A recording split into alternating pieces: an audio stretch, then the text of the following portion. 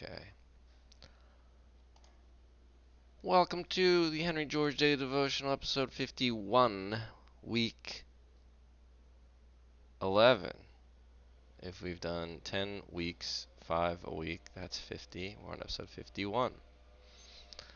Wowie zowie. We are in book 4, the effect of material progress upon the distribution of wealth. And this is starting chapter 3, the effect of improvements in the arts upon the distribution of wealth. I think this also means improvements in technology. Can we do the whole thing? No, I don't think so.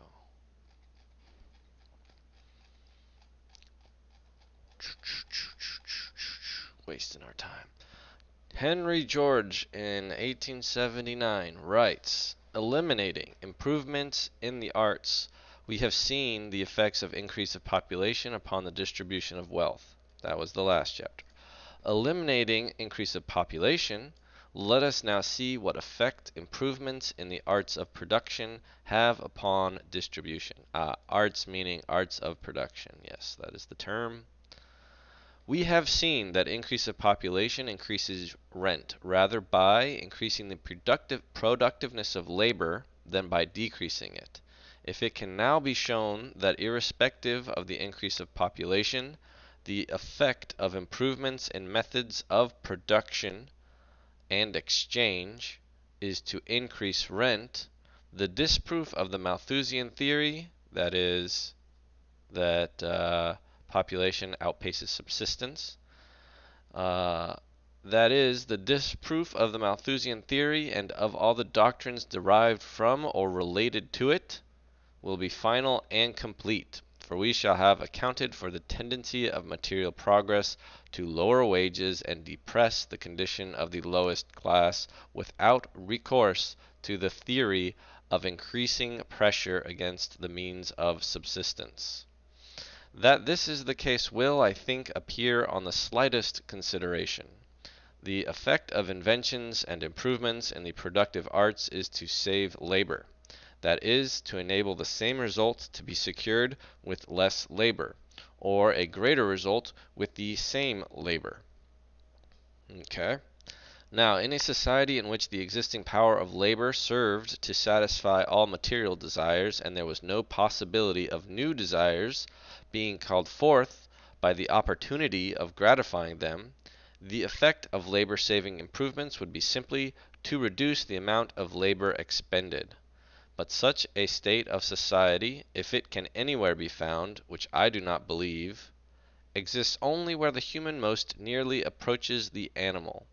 In the state of society called civilized, and which in this inquiry we are concerned with, the very reverse is the case. You know, I often do think of myself as, oh, I just want these simple little things and nothing more.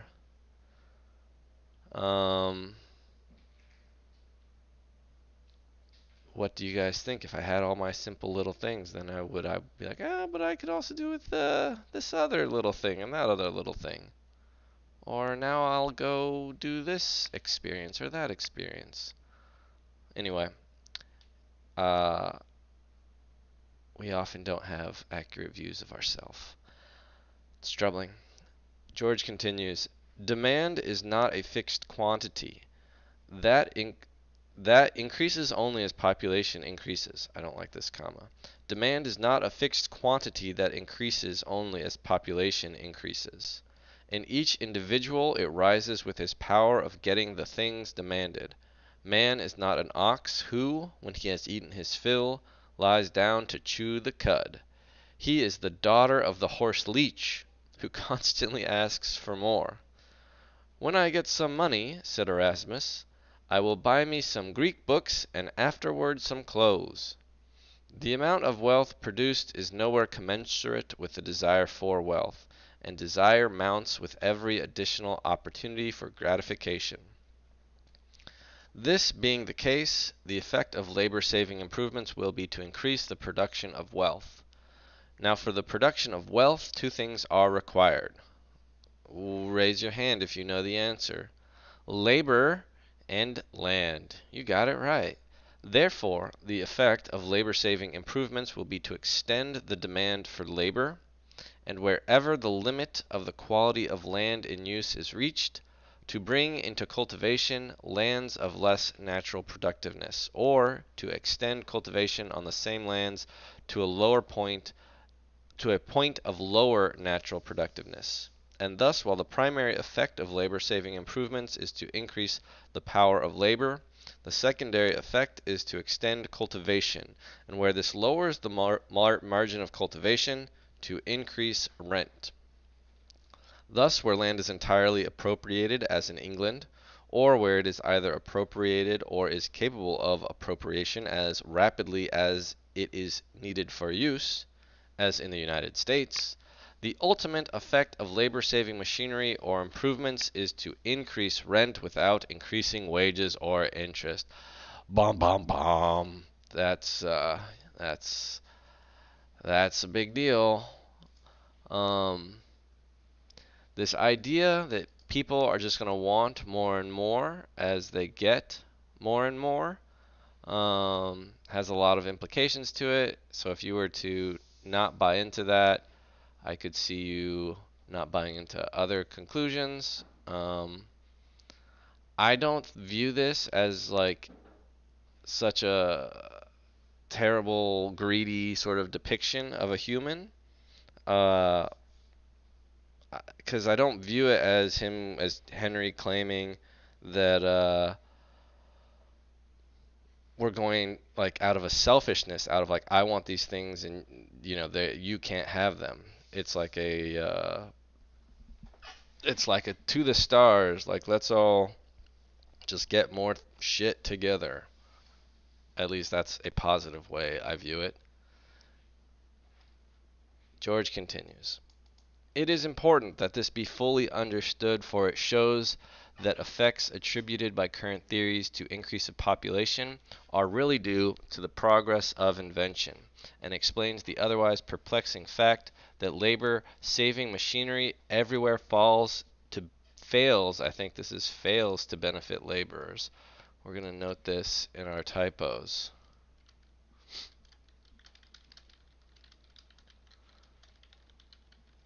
Okay. Uh, I heard a Georgist sort of reference this point with the cotton gin. Once the cotton gin was made, wait, cotton gin? What am I talking about? The cotton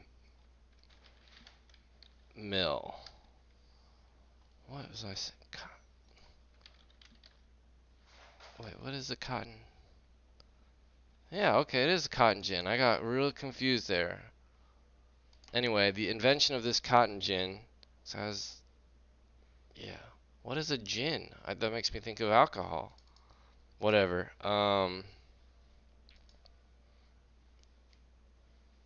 Cotton engine. Gin is short for engine.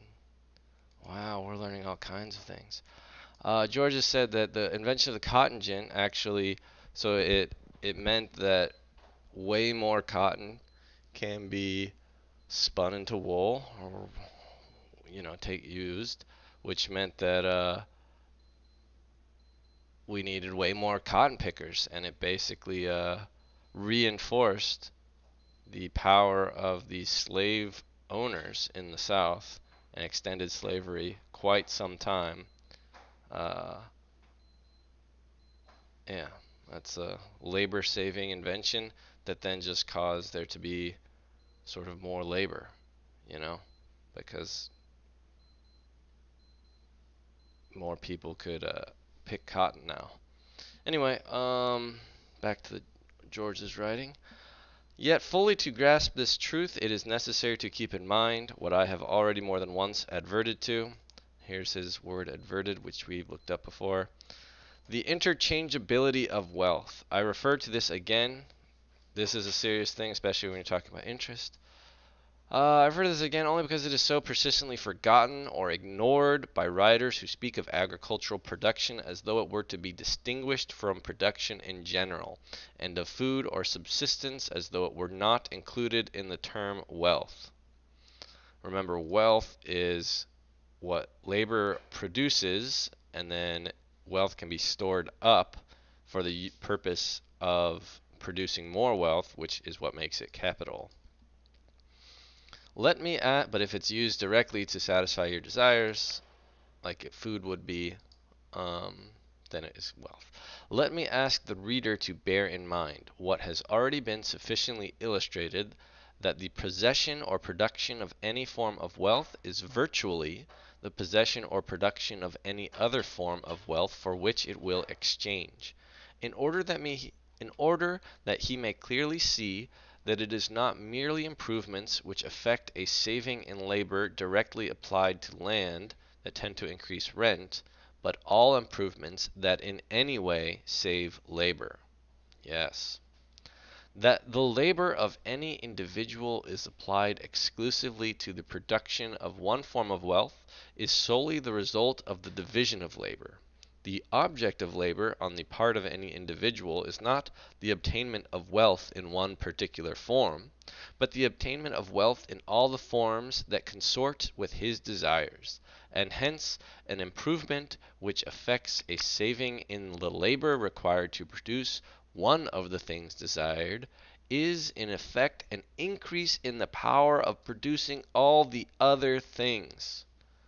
If it take half a man's labor to keep him in food, and the other half to provide him clothing and shelter, an improvement which would increase his power of producing food would also increase his power of providing clothing and shelter.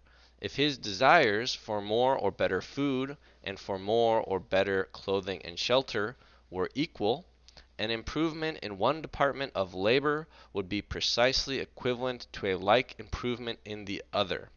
If the improvement consisted in a doubling of the power of his labor in producing food, he would give one-third less labor to the production of food, and one-third more to the providing of clothing and shelter. If the improvement doubled his power to provide clothing and shelter, he would give one-third less labor to the production of these things, and one-third more to the production of food. In either case, the result would be the same. He would be enabled with the same labor to get one-third more in quantity or quality of all the things he desired. This reminds me of it kind of reminds me of a talk I had with someone on the Georgia server, Discord server, where they were saying, consider a teacher who works for certain wages, and you know, they're producing X amount of wealth, so they get their compensation, and then there's like a nearby factory that suddenly there's some advancement, I don't know, but for some reason they start paying their workers more. This was just sort of stipulated, I guess, because it was like there's an advancement of some kind, and somehow this is passed on to the laborer in this situation. And so to compete, the government has to like pay the teacher more, but yet they're doing the same amount uh, they're producing the same amount of labor, or producing the same amount of like wealth from their labor.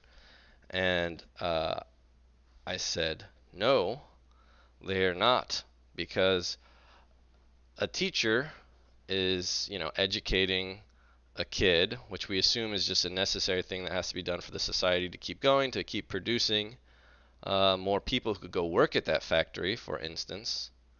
And prior to whatever the advancement was, uh, the amount of wealth created by the factory employee was a certain amount, and the amount of wealth created by the teacher was a certain amount, yes. And then after the advancement, uh, yes, it like we want to say that it's the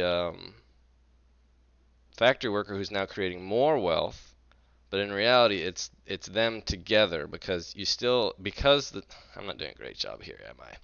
Because the teacher, the teaching position is sort of requisite to allow someone else to go even work at the factory.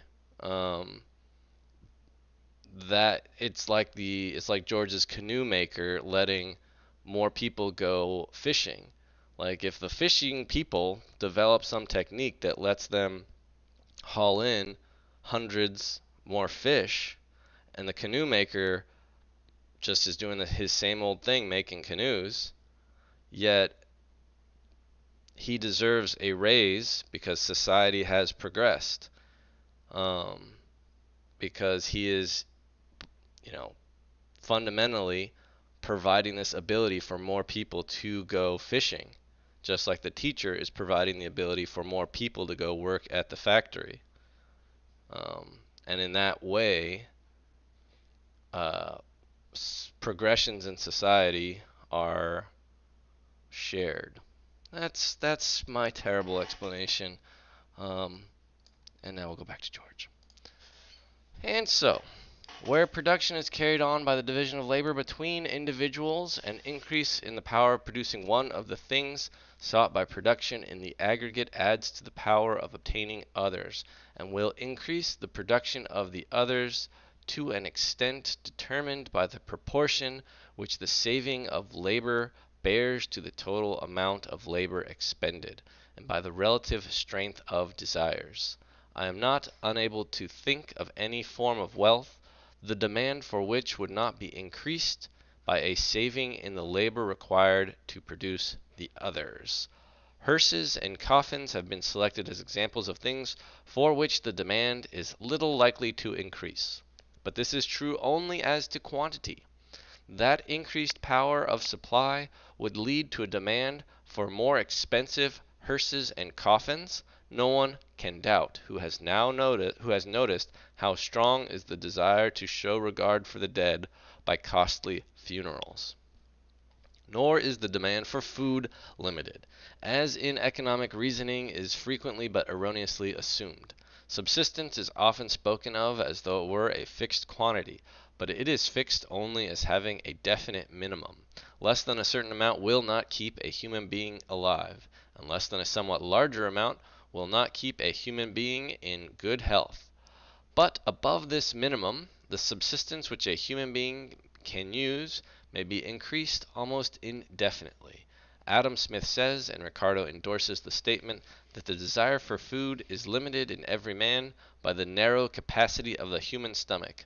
But this manifestly is true only in the sense that when a man's belly is filled, hunger is satisfied. His demands for food have no such limit. The stomach of a Louis XIV, a Louis XV, or a Louis XVI could not hold or digest more than the stomach of a French peasant of equal stature. Yet, while a few rods of ground would supply the black bread and herbs which constituted the subsistence of the peasant, it took hundreds of thousands of acres to supply the demands of the king, who, besides his own wasteful use of the finest qualities of food, required immense supplies for his servants, horses, and dogs, and in the common facts of daily life, in the unsatisfied, though perhaps latent, desires which each one has, we may see how every increase in the power of producing any form of wealth must result in an increased demand for land and the direct products of land. The man who now uses coarse food and lives in a small house will, as a rule, if his income be increased, use more costly food and move to a larger house. If he grows richer and richer, he will procure horses. We have another typo. He will procure horses. No, no, no. He will richer. He, he will procure horses, servants, gardens, and lawns, his demand for the use of land constantly increasing with his wealth. In the city where I write is a man, but the type of men everywhere to be found, who used to boil his own beans and fry his own bacon, but who, now that he has got rich, maintains a townhouse that takes up a whole block, and would answer for a first-class hotel, 2 or 3 country houses with extensive grounds, a large stud of racers, a breeding farm, private track, etc. It certainly takes at least 1,000 times, maybe several thousand times, as much land to supply the demands of this man now as it did when he was poor. And so, every improvement or invention, no matter what it be, which gives to labor the power of producing more wealth. You could be nitpicky and say, like, there's this term subsistence, and that is constant, and then, I don't know, and then call food a sort of a separate thing. Or a lot of this stuff doesn't really.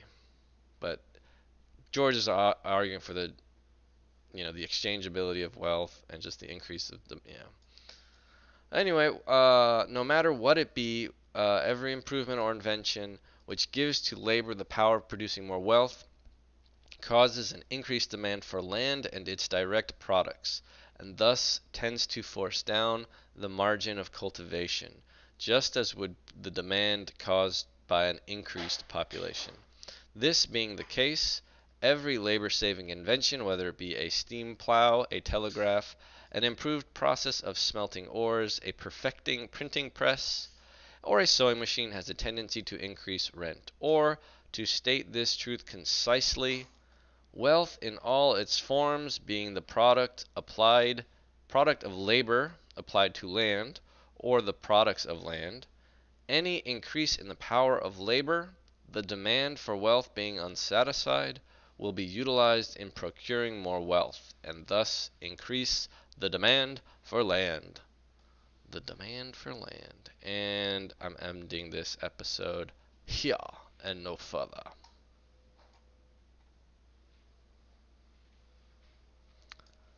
Alright. We will call this one episode 51, book 4, chapter 3. Start. And this is where we left off. I will continue in a moment.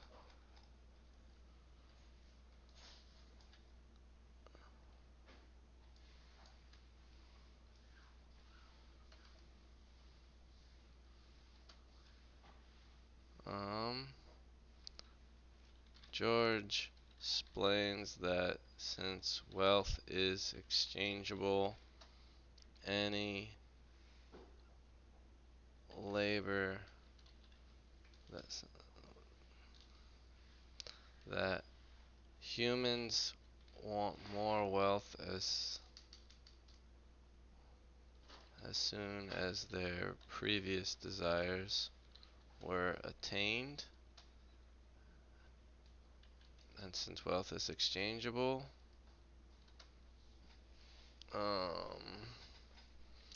any labor-saving device increases the whole society's ability to produce wealth. Boom shakalaka.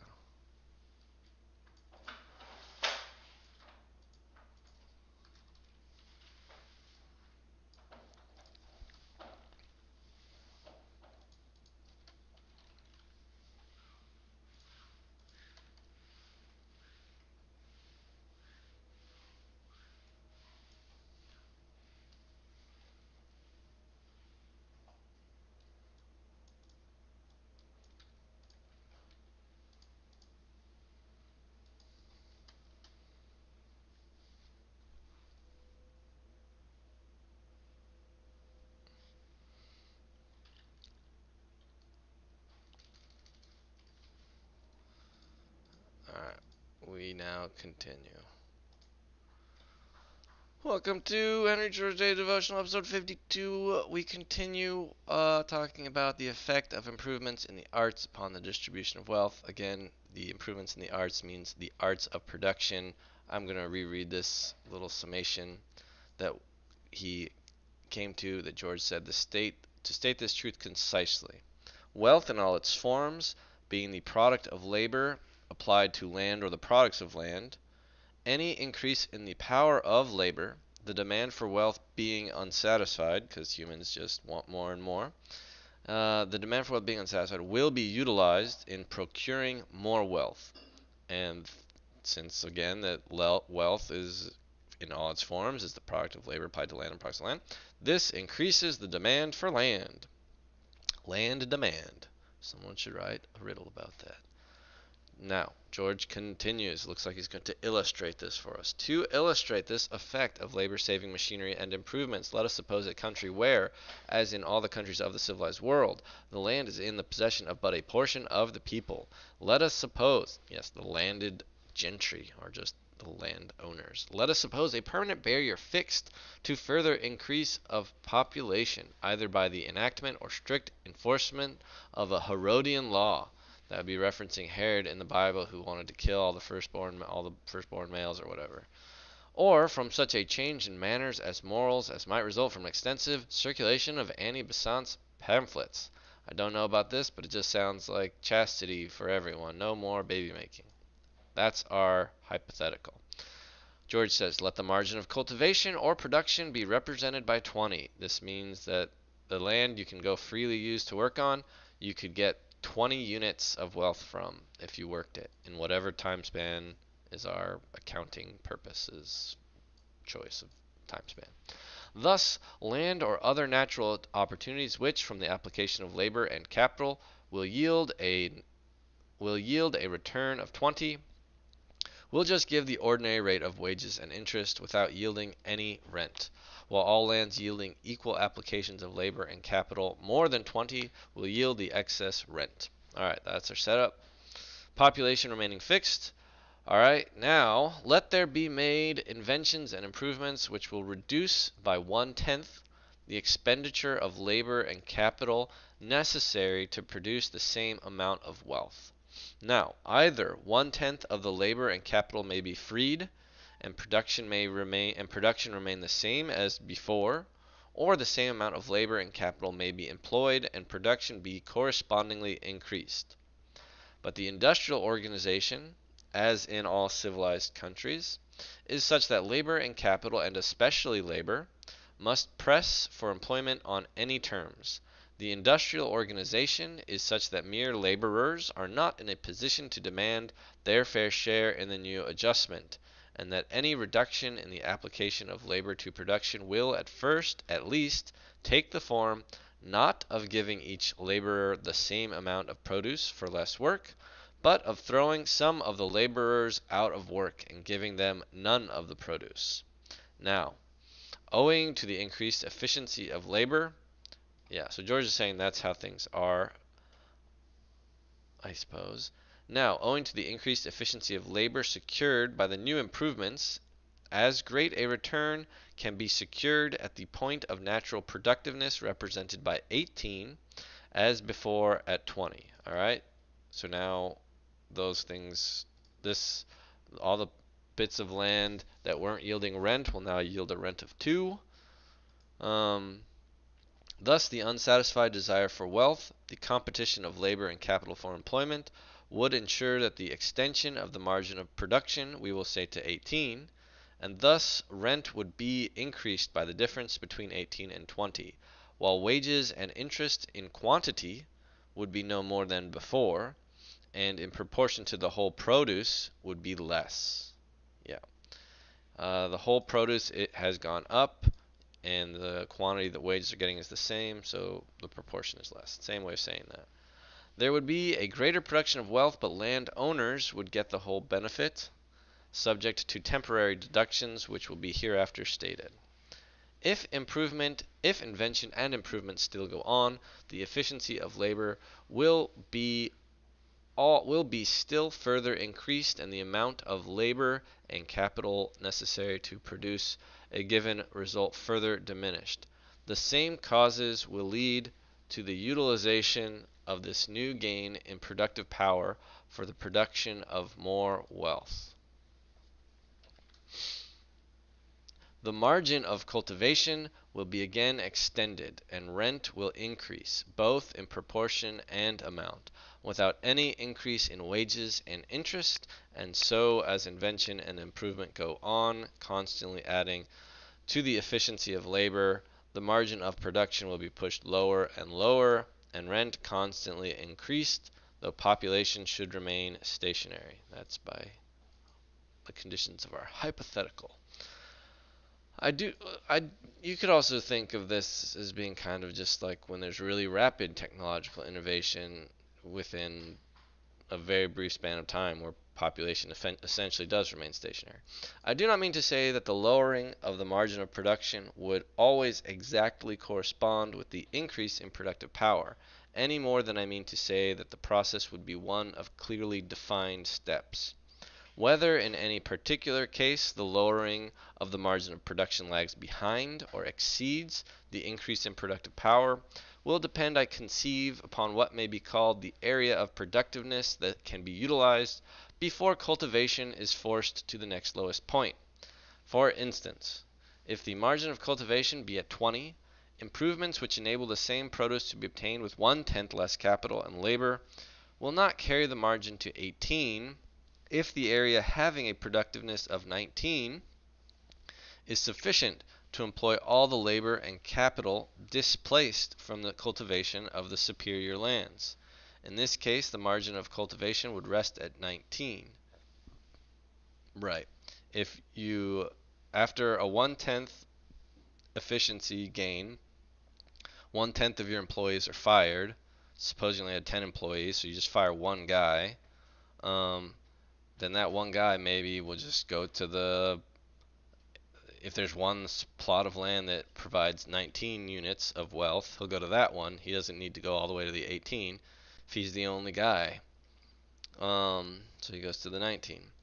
In this case, the marginal call would rest, and rents would be increased by the difference between 19 and 20, and wages and interest by the difference between 18 and 19. Um,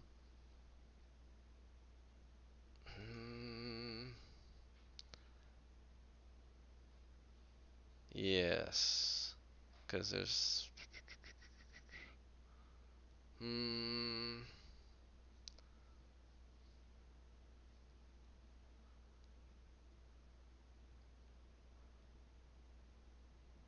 Let's just read a little bit more and then I'll think more about it. But if with the same increase in productive power, the area of production between 20 and 18 should not be sufficient to employ all the displaced labor and capital, the margin of cultivation must, if the same amount of labor and capital pressed for employment, be carried lower than 18.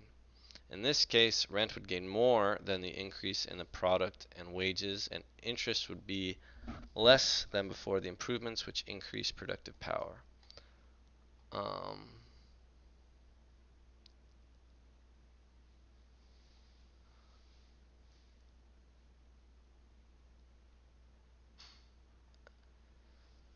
Yeah, so our stipulation was that as great a return can be secured,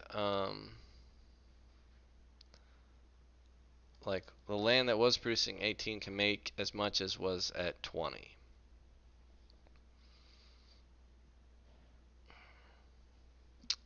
That's roughly 10%. I mean, 2 is not 10% of 18. 2 is 10% of 20.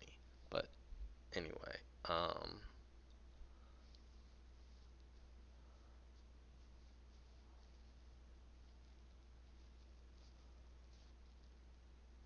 yeah.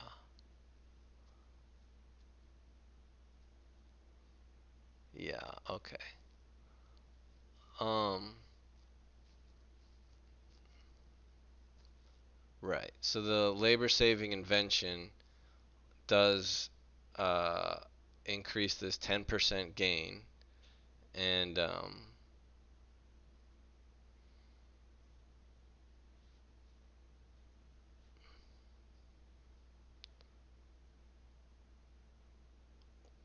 Yeah, there's this gap. I think I understand in my brain that I don't know if I can explain it any clearer, which maybe means I don't understand it, but I go back to the idea that there's 10 employees, um, and we sort of assume that there's tons of plots of land that are worth, well, it all depends on what plots of land are available. Um,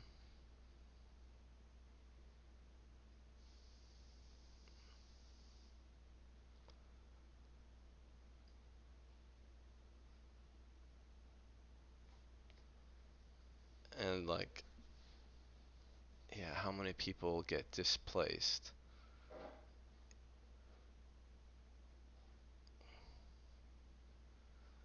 Right, I understand that you lose your job, you'll go to work the next best land. Um,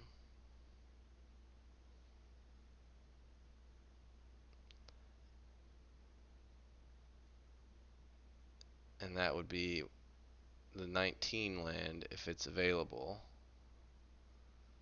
And prior to the invention, um, prior to the invention, when you worked the 19 land, you got $19 or whatever, and you'd rather work the 20 land. Um,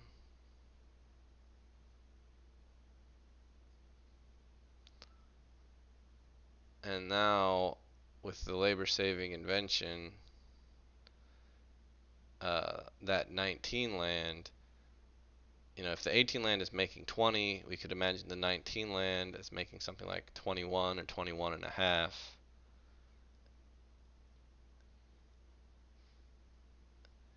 And so you would go down to this 21 and a half,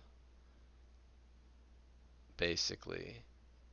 And if that was available, that's what you would make. And then actually the wages that the landowners would have to pay would move up to this like 21 and a half value. So there would be some real gain. But if that middle left, if those 19 plots all got sucked up, and then employees' only option was to go work at those 18 plots. I know this is a little confusing. Then, because 18 produces what was at 20, that's effectively when they previously their option was to go work at the 20 lots and get 20. Now their option is to go work at the 18 lots, which produces 20, and so the employer doesn't have to raise wages. Okay, that makes sense to me. Where were we? Yes. But if with the same increase in productive power, the area present in 2018 should not be sufficient to employ all the displaced labor and capital, the marginal cultivation must, if the same amount of capital and labor pressed for employment, be carried lower than 18. In this case, rent would gain more than the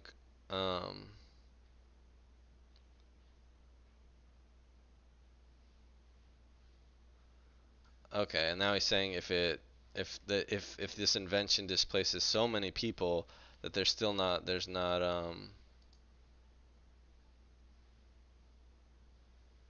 but if the same between 2018 should not be sufficient, yeah, if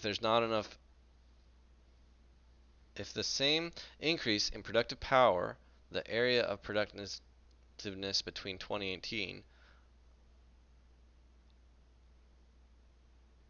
yes, but if with the same increase in productive power, there should be like a comma here, I think. The area of productiveness between 20 or if okay, yeah, the comma could be after power, but because the sentence, but if the area of productiveness between 20 and 18 should not be sufficient to employ all the people displaced by labor and displaced by this invention, the margin of cultivation has to go even lower than 18, right? So suppose, yes, suppose we're in society and the margin of cultivation is 20, so everyone could work on their own for 20, and so, um, and so, uh,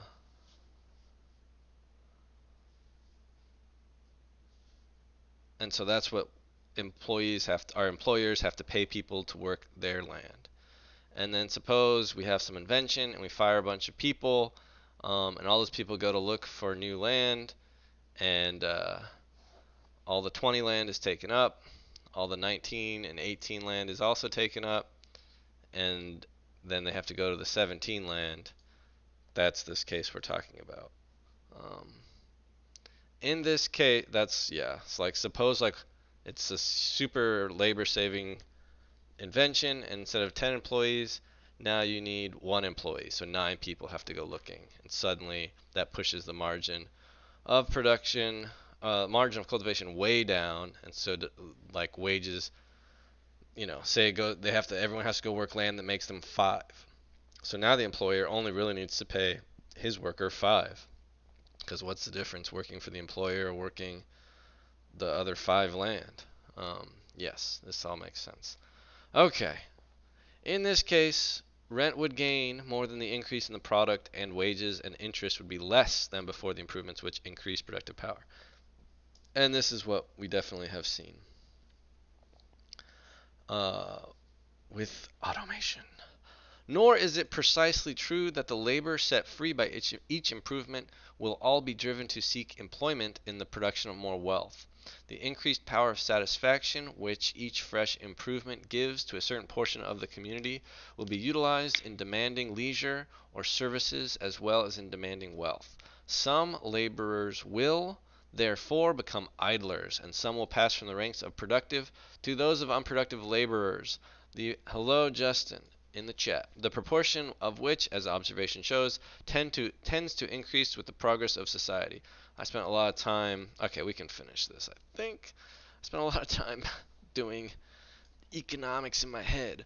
But as I shall presently refer to a cause as yet unconsidered, which constantly tends to lower the margin of cultivation, to steady the advance of rent, and even carry it beyond the proportion that would be fixed by the actual margin of cultivation, it is not worth while to take into account these perturbations in the downward movement of the margin of cultivation and the upward movement of rent. All I wish to make clear is that without any increase of population, the progress of invention constantly tends to give a larger proportion of the produce to the owners of land and a smaller and smaller proportion to labor and capital. Again, when land is not capital, the capitalists, the people who own capital, are entirely reliant on landowners to let them apply their capital to it. Oftentimes, landowners, with all of their hoarding of wealth, are able to hoard all the capital too. So these these terms can be a little mixed up. And when people say capitalist, it's not very clear to what they mean to me sometimes. George continues, and as we can assign no limits to the progress of invention, neither can we assign any limits to the increase of rent, short of the whole produce. For, if labor-saving inventions went on until perfection was attained, and the necessity of labor in the production of wealth was entirely done away with, then everything that the earth could yield could be obtained without labor, and the margin of cultivation would be extended to 0. Wages would be nothing, and interest would be nothing, while rent would take everything. For the owners of the land being enabled without labor to obtain all the wealth that could be produced from nature, there would be no use for either labor or capital, and no possible way in which either could compel any share of the wealth produced. And no matter how small population might be, if anybody but the landowners continues to exist, it would be at the whim or by the mercy of the AI overlord of the landowners. They would be maintained either for the amusement of the landowners or as paupers by their bounty. This point of the absolute perfection of labor-saving inventions may seem very remote. Not in 2024, George. If not impossible of attainment, but it is a point toward which the march of invention is every day more strongly tending, and in the thinning out of population in the agricultural districts of Great Britain, where small farms are being converted into larger ones, and in the great machine worked wheat fields of California and Dakota, where one may ride for miles and miles through waving grain without seeing a human habitation, there are already suggestions of the final goal toward which the whole civilized world is hastening. The steam plow and the reaping machine are creating in the modern world latifundia of the same kind. Let's look up this word. A large landed estate or ranch in ancient Rome, or more recently in Spain or Latin America, typically worked by slaves. In the modern world, latifundia of the same kind that the influx of slaves from foreign wars created in ancient Italy. I should have just stuck with the sentence. And to many a poor fellow as he is shoved out of his accustomed place and forced to move on, as the Roman farmers were forced to join the proletariat of the great city or sell their blood for bread in the ranks of the legions. Maximus. It seems as though these labor-saving inventions were in themselves a curse. This is how a lot of people from my mom and stepdad's hometown in rural Tennessee, where there was a factory and stuff, and then the factory pieced out. Anyway, these labor-saving inventions were in themselves a curse, and we hear men talking of work as though the wearying strain of the muscles were in itself a thing to be desired. Yes, there's this idea that we all like want to work, and I mean I feel that desire a bit too, but I believe it's more about wanting to feel uh, purpose or desired or helpful and not a burden on society and status. Um, like I did not feel that desire in high school or when I was younger, and like I don't feel it when I'm playing soccer at all. Except I do feel a need when I'm playing sports to know that the team thinks I'm working hard and contributing. Not really working hard. I mean, yes, working hard, but contributing and carrying my weight. Um, in the chat, we have a comment from Table Cat. Being a burden on society is a privilege that only a few get to experience. I don't know. In America, plenty of people can just be. I don't know. Yeah, some people can do it. I don't know. I feel like in America, most 18-year-olds feel a bit of this, or 20-year-olds, where it's like they know they could be contributing to society and they're kind of not, and they're just like coasting off of it.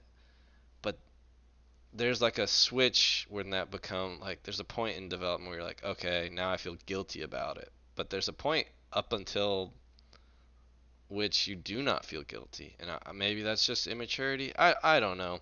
I don't know. You definitely like talk to a peasant working, and like my work is like as a game designer is like so much so similar to just I'm getting to like make art, and I'm not really making much money off of it, or I'm very unlikely to.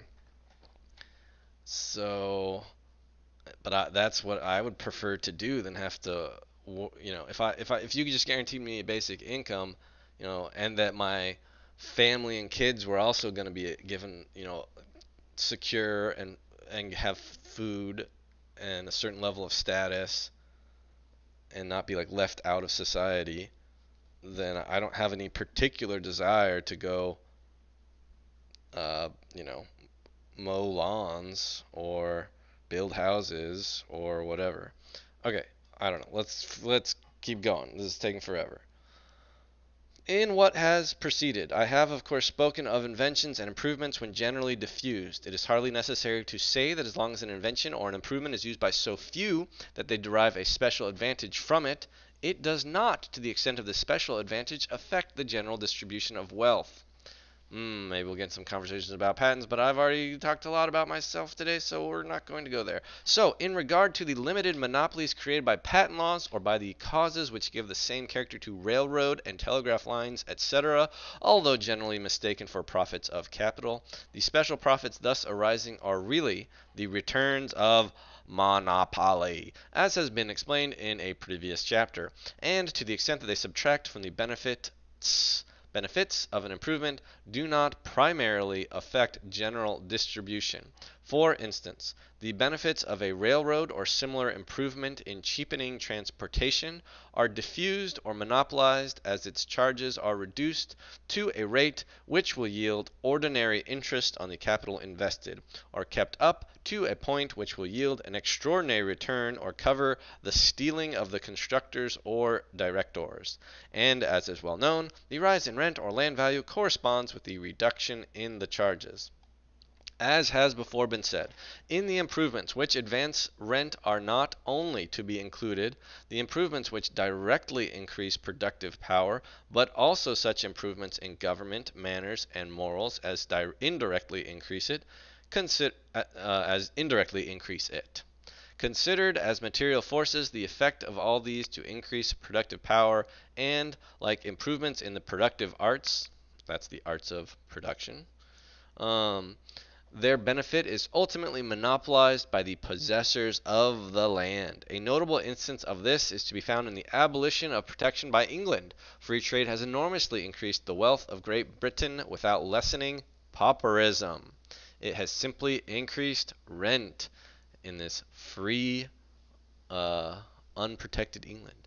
And if the corrupt governments of our great American cities were to be made models of purity and economy, the effect would simply be to increase the value of land, not to raise either wages or interest.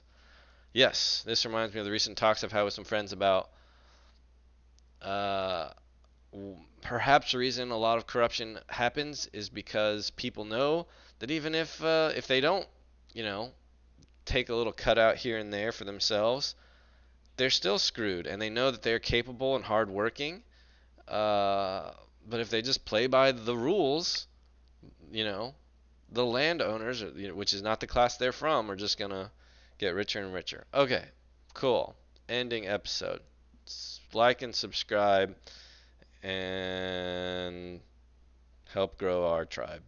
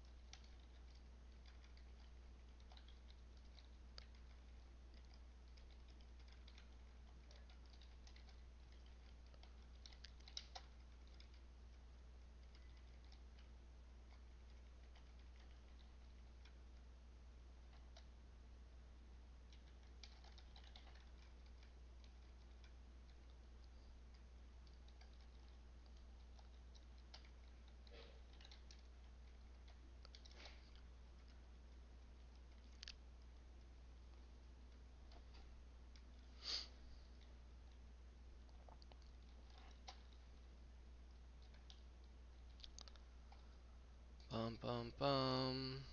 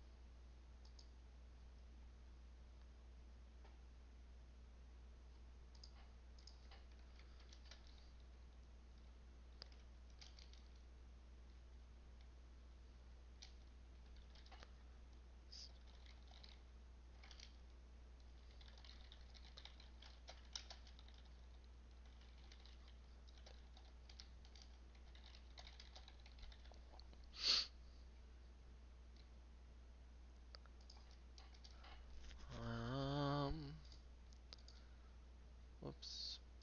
Whoops. Whoops.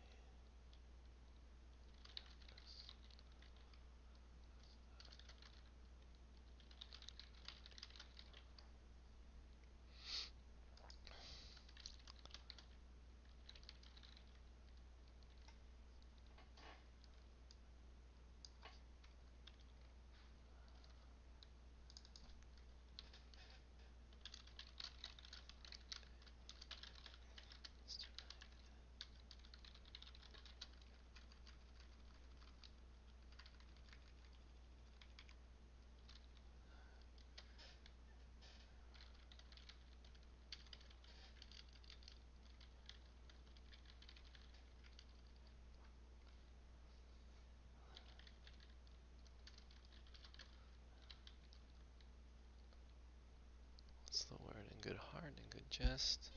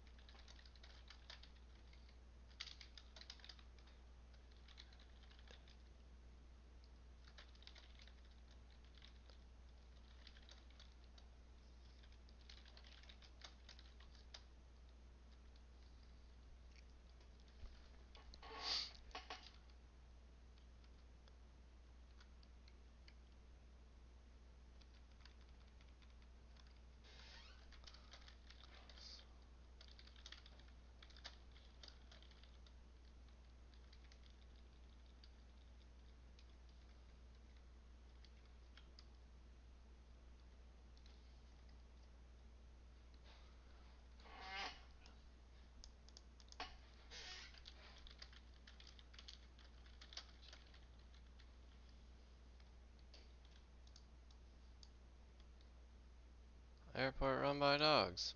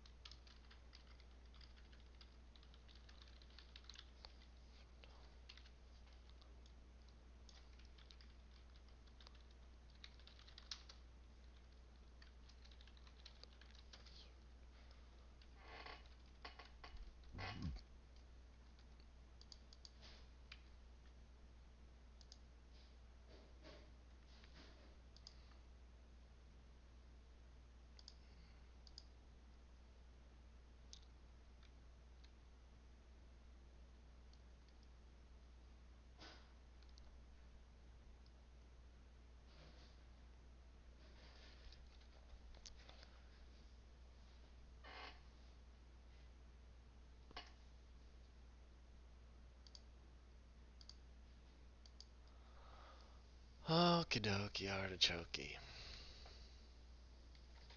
HGDD 52, Book 4, Chapter 3, Continued 1.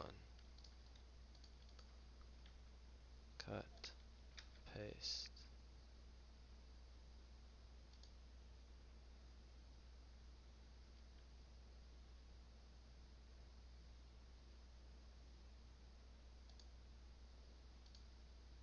What? Okay. 51, 52. Cool. VLC. No, every damn time. Can we not do auto?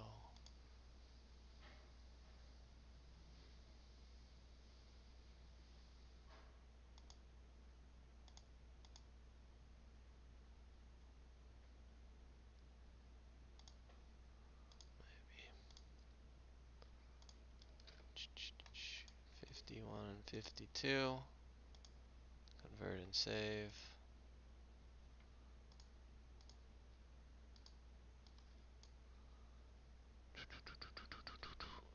YouTube.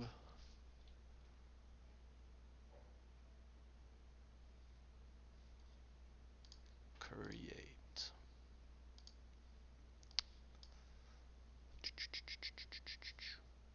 Book 1. I mean, chat 5th today. Oh, jeez. I almost forgot about my. We need to leave here at like 1:30. Yeah.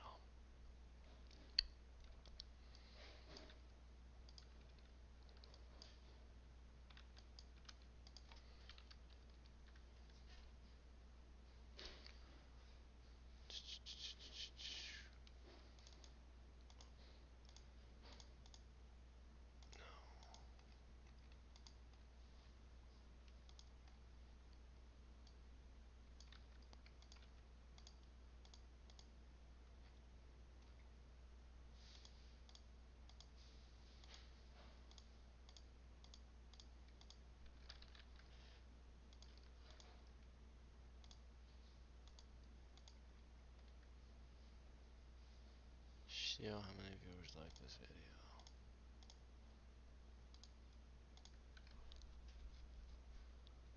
Close. Oh yeah, comments.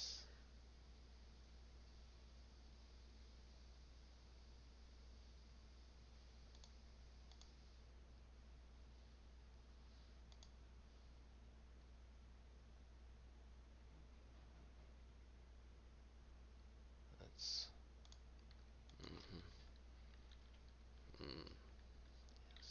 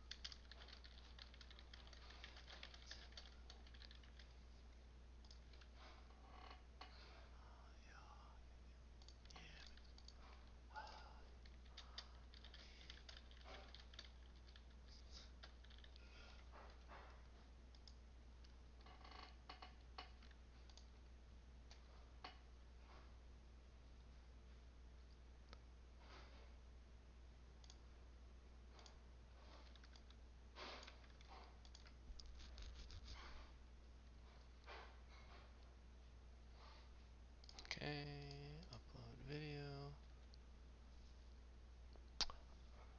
Yes, you definitely could, as you are writing a comment right now. I don't get like, I don't have like email notifications set up, so I don't know when I'm getting comments on these posts, which I don't know. I'm not in love with email notifications, but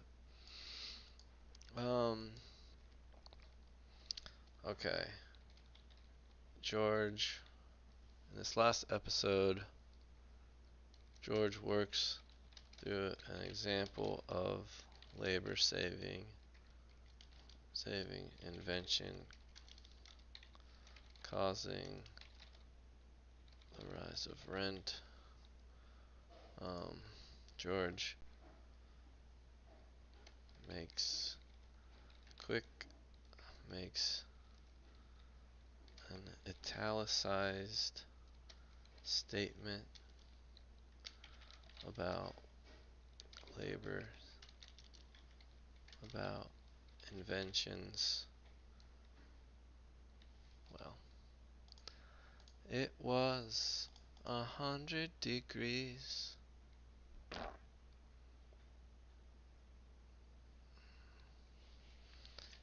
Increase the demand for land, yes.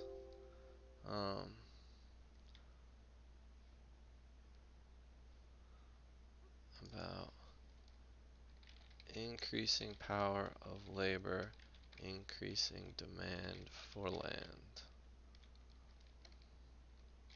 That works through.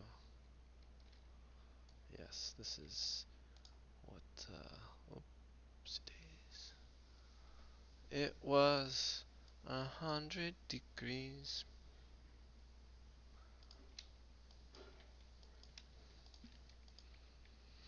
Episode 52 is right. Book 4, Chapter 3 is right. Okay.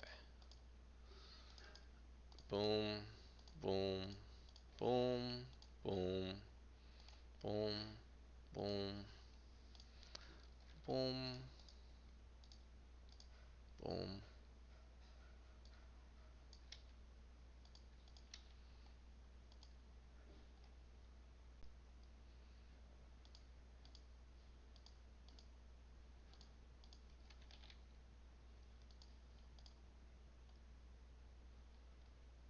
Nonprofits and activism. Public schedule. May 8th at 7 a.m.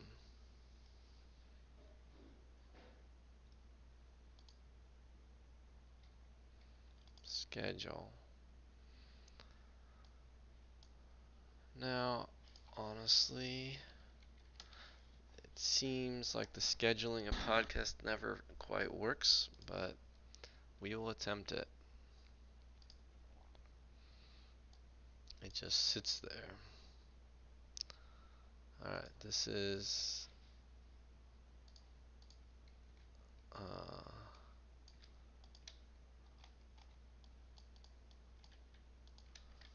the 51.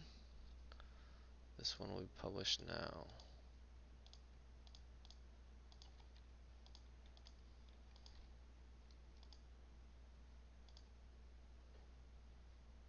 And then the next one,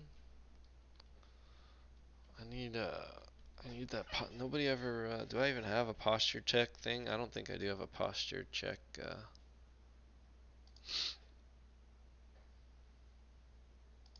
A posture check redeem.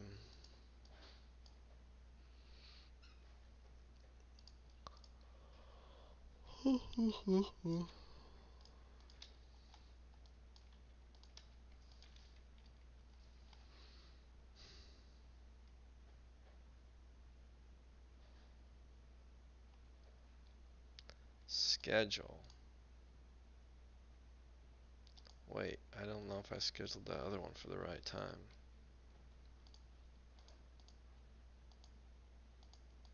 You know, maybe it does include some profanity, but I'm gonna say no till I get in trouble.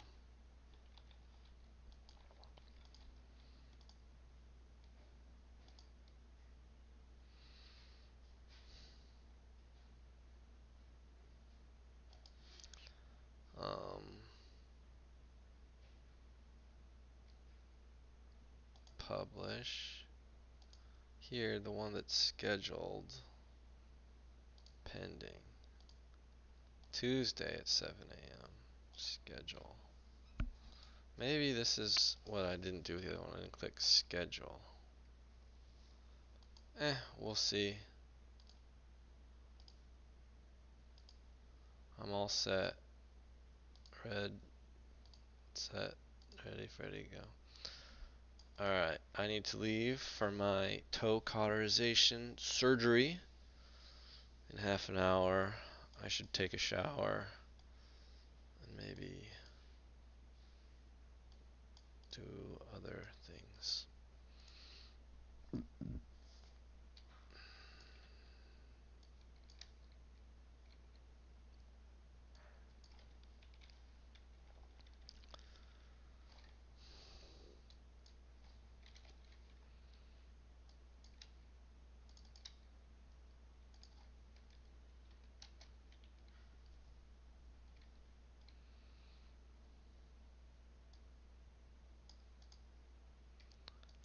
Closing that, closing that, closing that. Inbox. Progress and poverty. Cauterize my tojo. In my dojo. If they catch you by the toe, squeal and they'll let you go. Everybody wants to write rhymes now.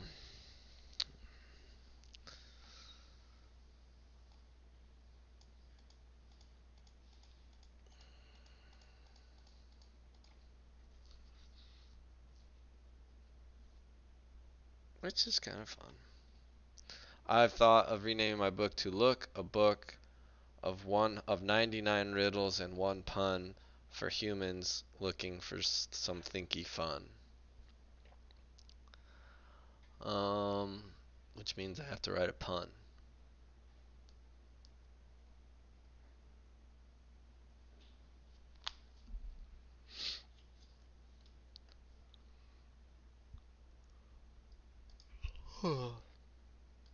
Hot singles in your area. Okay, goodbye.